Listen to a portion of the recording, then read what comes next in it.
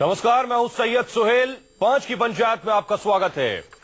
हम 5 की पंचायत में बात करेंगे कि लेफ्टिनेंट जनरल बिपिन रावत को नए आर्मी चीफ नियुक्त करने पर विवाद शुरू हो गया है। कांग्रेस ने नए आर्मी चीफ की नियुक्ति पर सवाल उठा दिए हैं। कांग्रेस नेता मनीष तिवारी ने कहा है कि उन्हें रावत की योग्यता पर कोई शक और संदेह नहीं है, लेकिन सरकार को जवाब देना चाहिए कि 3 वरिष्ठ लेफ्टिनेंट जनरल को आखिर नजरअंदाज क्यों किया गया। सरकार ने कल ही लेफ्टिनेंट जनरल बिपिन रावत को देश का 27वां सेना प्रमुख नियुक्त किया है। पूर्वी कमान के प्रमुख लेफ्टिनेंट जनरल प्रवीण बख्शी को आर्मी में सबसे सीनियर होने के नाते आर्मी चीफ के पद का अगला दावेदार माना जा रहा था। फिर लेफ्टिनेंट जनरल बख्शी के बाद दक्षिणी कमान के प्रमुख लेफ्टिनेंट जनरल पीएम हैरिस भी दावेदार हो सकते थे, लेकिन सरकार ने ऐसा ना करके नया सेना प्रमुख नियुक्त कर दिया है, जिसके बाद कांग्रेस ने सवाल उठाने शुरू कर दिए हैं। ऐसे में 5 की पंचायत में हम सवाल यही पूछ रहे हैं कि सेना पर सियासत आखिर कर कौन रहा है, सरकार या विपक्ष। तो आर्मी चीफ पर भी अब सियासत शुरू हो गई है। सवाल यह कि आखिर सियासत कर कौन रहा है, सरकार कर रही है या फिर विपक्ष कर रहा है।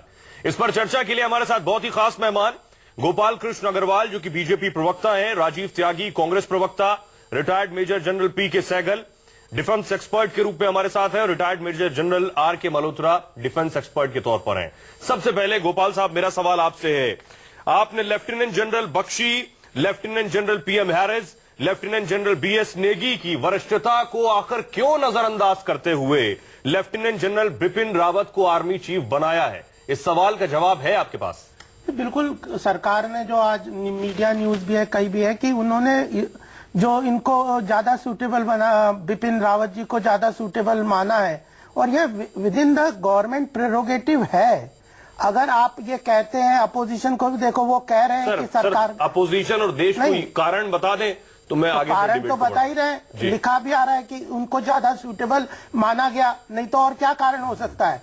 और क्या कारण, अगर आप उसको उसमें स्पेकुलेट करेंगे, सीधी बात है कि इन्हें इनके एक्सपीरियंस और इनकी कैपेबिलिटीज को उन्होंने सर, ये सूटेबिलिटी कैसे किस पैमाने पर होती है? जो आर्मी की करंट रिक्वायरमेंट है, जो हमारी करंट डिफेंस रिक्वायरमेंट है, जो इंटरनल सिक्योरिटी की रिक्वायरमेंट है, उनको ही तो असेस करेंगे। आप लोगों को करते हैं, प्रमोट करते हैं, अपॉइंट करते हैं, तो उनकी suitability in the current situation देखते हैं। अगर कैपेबल, कोई ये तो नहीं कह रहा कि दूसरे लोग कैपेबल नहीं है।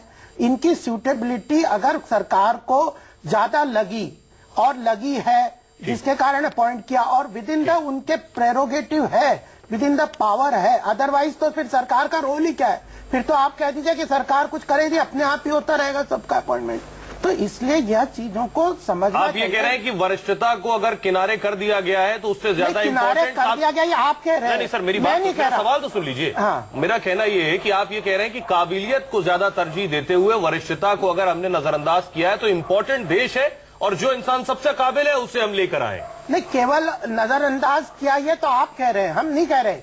उनकी सीनियरिटी भी एक क्राइटेरिया है। अच्छा। अगर सब चीजों को देख के क्यूमुलेटिवली सरकार डिसीजन लेती है और अपने, और यह देश के हित में करंट सिचुएशन को देख, जो आपने किया वो देश के और हित अगर में। नहीं हमने किया, अगर सरकार ने तो फिर तो जब आपने हमें सत्ता में लाया है सर, तो फिर तो हम देश के हित में ही करेंगे ना। आप देश के हित में कर रहे हैं। त्यागी साहब, मेरा सवाल आपसे ये कि आपने बीजेपी पर तो और सरकार पर तो सवाल उठा दिया, लेकिन 1983 में जरा इतिहास के पन्ने पलटिए।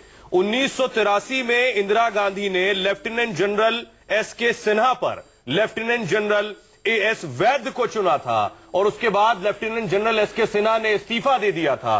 उस वक्त आपने क्यों वरिष्ठता को तरजीह नहीं दी थी? और 1972 जो आज आप इनसे सवाल कर रहे हैं, 1972 में भी किया इंदिरा जी ने, 1972 में भी किया। जवाब देखिए, जो नहीं 1988 में भी किया, मैं सारा बता देता हूँ। 1988 में भी किया हम लोगों ने, उसके रीजंस थे बहुत तकड़े, और निश्चित रूप से जो किया गया था फाइल्स के आधार पे किया गया था। तो सर रीजंस तो बताएं। और फाइल्स के आधार पे जो निर्णय ले गए मिस्टर वैद्य जब बने थे जी, मैं बताता हूँ। देखिए, जो फाइल्स की बात है, फाइल्स की बात तो आपको जो सूचना का अधिकार है उसको इस्तेमाल करके देख लीजिएगा, सेना का मिल जाए तो कुछ।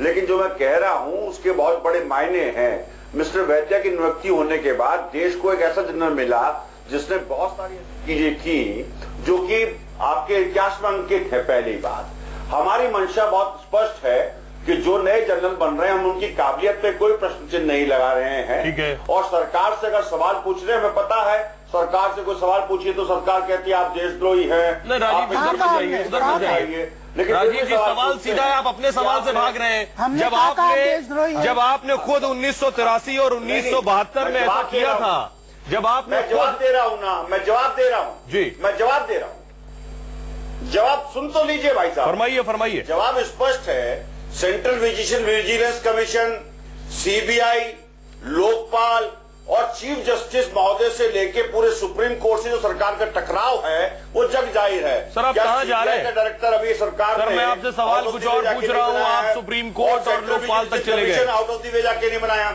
सभी राजीव जी हम कहें आप अपने संस्थाओं में सरकार इसी तरह कर रही है। राजीव जी आपको पता है कर रही है। ठीक है राजीव जी, मुझे लग रहा है आपके पास जवाब नहीं है। सुटेबिलिटी देखी जाती है। राजीव जी आपके पास ये जवाब नहीं है कि जब कांग्रेस सरकार में आपके पास ये जवाब नहीं है, जब कांग्रेस सरकार में वरिष्ठता को नकारते हुए आपने जो है वैद्य को बनाया था। और आपको बताऊं जिस वक्त बनाया था उस वक्त unhealthy president and open the doors for politicisation of the services. उस वक्त आप पर सियासत के आरोप लगे थे और इसके दरवाजे आप ही ने खोले हैं। और आपको बताऊं कि उस वक्त के रक्षा मंत्री वेंकट रमन ने वैद्य साहब से कहा था कि ये आपके लिए हार्मफुल होगा कि अगर पार्लियामेंट में इस मुद्दे पर डिबेट हो जाती है।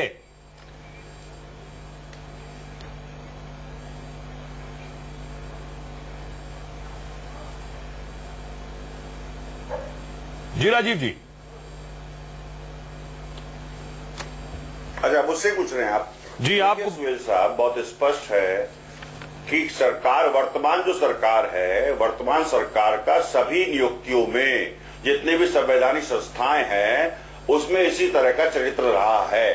और इस चरित्र को निश्चित रूप से लोकतंत्र की हानि होगी इस चरित्र से। मैंने जो और संस्थाएं बताई हैं वो उदाहरण बताई हैं कि उदाहरण के तौर पे सीबीसी और सीबीआई और लोकपाल की अभी तक नियुक्ति नहीं है। चीफ और जिस तरह सुप्रीम कोर्ट से सरकार का टकराव रहा है, ये पहली सरकार है जिसको सुप्रीम कोर्ट ने इतनी फटकारें लगाई हैं। और कॉलेजियम के हिसाब से सुप्रीम कोर्ट के जजेस की नियुक्ति को लेकर के जो बातें भेजी गई थी, क्या सरकार उस पर कायम है? आपके पास की नियुक्ति को लेकर बहुत स्पष्ट राजीव साहब आपके पास खुद पर लगे आरोपों का जवाब नहीं है, आप दूसरे पर कीचड़ उछाल रहे हैं। ठीक है, मेरा सवाल सहगल साहब आपसे है कि क्या नहीं, मैं तो क्या उछाल रहा हूं। ठीक है सहगल साहब, आपके लिहाज से बहुत स्पष्ट कह रहा हूं। ठीक है सहगल साहब, मेरा सवाल आपसे ये स्पष्ट कह रहा हूं कि इंदिरा त्यागी जी आपके पास आऊंगा। त्यागी साहब में दर्ज है कि उनके निर्णय से देश को फायदा हुआ। त्यागी जी आप कैसे तय करेंगे कि इंदिरा ने जो निर्णय लिया उससे फायदा हुआ और मोदी जी जो निर्णय लेंगे उससे नुकसान होगा? ये तो देश की जनता पर छोड़ दीजिए तय करना। तो मोदी जी के निर्णय कौन से सही है बताइए ना, कौन सा निर्णय सही है 2.5 साल में? क्या महंगाई नहीं बढ़ी? क्या नोटबंदी से लोग परेशान नहीं है? क्या विदेश नीति पाकिस्तान से लोग परेशान नहीं है? राहुल जी से भी परेशान है दुनिया। ठीक है सर, अभी आर्मी चीफ पर हम बात कर लें। राहुल जी कौन सा निर्णय बढ़िया ये बताइए। ठीक है सहगल साहब, मेरा 2.5 साल में ऐसा कौन सा? राजीव जी ऐसे डिस्टर्ब मत करें प्लीज डिबेट में। राजीव जी प्लीज। सहगल साहब, मेरा सवाल ये कि क्या जिस तरह से 1983 में इंदिरा गांधी ने किया था वो ठीक था या आज जो किया गया वो भी ठीक है? मेरे मुताबिक जो 1983 में था वो गलत था, जो आज भी हुआ उसके ऊपर सवाल उठ रहे हैं और उठने चाहिए। अच्छा, किसी भी सरकार का हक बनता है कि किसको आर्मी चीफ बनाए, ये उनकी डिसीजन है। ठीक है। जितने भी आर्मी कमांडर्स हैं, आपके 7 आर्मी कमांडर्स हैं, सारे के सारे इक्वली कॉम्पिटेंट और इक्वली प्रोफेशनल और इक्वली केपेबल हैं ठीक है स्थिति से डील करने के लिए। ये कहा जाना सरकार की तरफ से कि जनरल बिपिन जो हैं वो आज की स्थिति को ध्यान में रखते हुए बाकियों से ज्यादा काबिल हैं, मेरे मुताबिक ये बिल्कुल गलत है। Everybody else was equally capable. In fact जो प्रोफेशनल रेपुटेशन है, जो प्रोफेशनल कॉम्पिटेंस है, जो प्रोफेशनल स्टैंडिंग है जनरल बख्शी की, वो इन सबसे बहुत ऊंचे ऊपर है। ठीक है। जब वो आर्मी कमांडर बने थे उसी समय कहा जा रहा था कि गवर्नमेंट के लिए मुसीबत हो गया है, गवर्नमेंट इनको आर्मी चीफ नहीं बनाएगी क्योंकि मुसीबत क्यों हो गया है? क्योंकि ये बहुत स्ट्रांग है। और किस तरह से स्ट्रांग? ये स्ट्रांग है क्योंकि ये गवर्नमेंट को गलत कोई भी डिसीजन है या डायरेक्शन है उसको एक्सेप्ट नहीं करेंगे। अच्छा, तो इसलिए इनको किसी भी हालत में, आज से नहीं, जब से आर्मी कमांडर बने थे तब से ये फौज में था कि इनको किसी हालत में चीफ नहीं बनाएंगे, because bureaucracy wants a pliable man. जो उनके कहा पे बातचीत। बड़ी बात कह रहे हैं रिटायर्ड मेजर जनरल पीके सहगल साहब, कह रहे हैं कि दरअसल बख्शी जी जो वरिष्ठता में सबसे आगे थे और आर्मी चीफ जिन्हें बनना चाहिए था वो इतने ज्यादा काबिल थे, इस बात का शायद सरकार को कहीं डर था जिसकी वजह से उनको बाईपास करके और बिपिन रावत को आर्मी चीफ बनाया गया। गोपाल जी, गंभीर इल्जाम है, आप जवाब देंगे?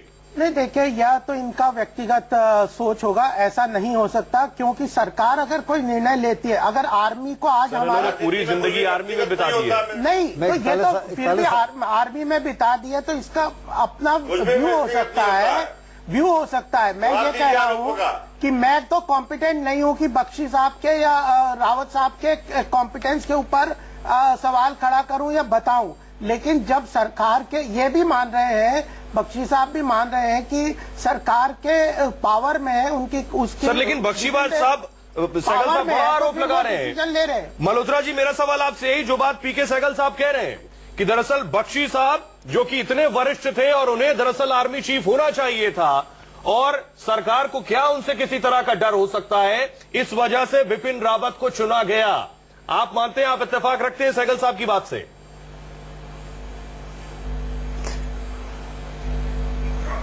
नहीं सोहेल साहब, मैं इत्तेफाक नहीं रखता। दो चीजें हैं, और जो सहगल साहब ने कहा वो नहीं है जो आप कह रहे हैं। सहगल साहब ने ये कहा कि बख्शी साहब इन लाइन थे और ट्रेडिशन के हिसाब से उनको बनना चाहिए था।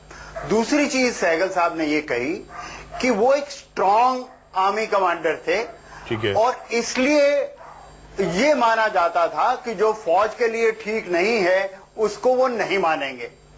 लेकिन तो ये उन्होंने नहीं कहा कि सर इसमें गलती क्या है, जो चीज फौज के लिए ठीक नहीं है या आज गलती सिर्फ जी।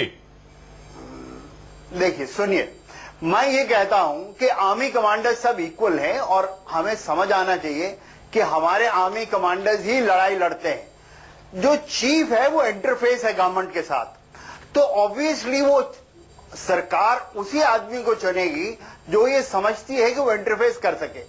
आखिरी बात मैं ये कहना चाहता हूं कि अभी ये कहानी खत्म नहीं हुई, अभी 31 दिसंबर आनी दूर है। हाँ। और माना ये जाता है कि एक permanent chief of joint staff बनाने की सरकार सोच रही है। अगर परमानेंट चीफ ऑफ आप कह रहे हैं उस जगह पर बख्शी साहब को लेकर आया जा सकता है, उसके लिए जाएं तो ऑब्वियस है कि ठीक है। लेकिन अच्छा, मुझे सिर्फ 10 सेकंड में सर अगर आप जवाब दे सकें, उनको उस लेवल पे लाएं। सर सिर्फ 10 सेकंड में अगर आप जवाब दे सकें कि जो डिसीजन 1983 में इंदिरा गांधी ने लिया था वैद्य साहब को लाकर, और वो वही डिसीजन लगभग आज लिया गया है बीजेपी सरकार के जरिए, दोनों सही थे अपनी जगह या दोनों गलत है अपनी जगह?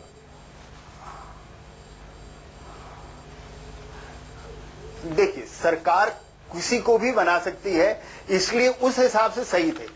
लेकिन मैं आज अपने सोच से ये कहता हूं कि जनरल सिन्हा जनरल वैद्या से कहीं ज्यादा काबिल थे, और जनरल सिन्हा को ही अगर चीफ बनते तो आज फौज का रंग रूप बिल्कुल अलग होता। जी, फौज का रंग रूप बिल्कुल। अब ये तो कांग्रेस का जवाब देना चाहिए, ये बात कांग्रेस को जवाब देना चाहिए। त्यागी जी, हमारे ऊपर उंगली उठाने के पहले आप अपने गिरेबान में देखिए आपने क्या क्या किया हुआ है, कितने बड़े मुद्दे आपके पास दबा रखे हैं।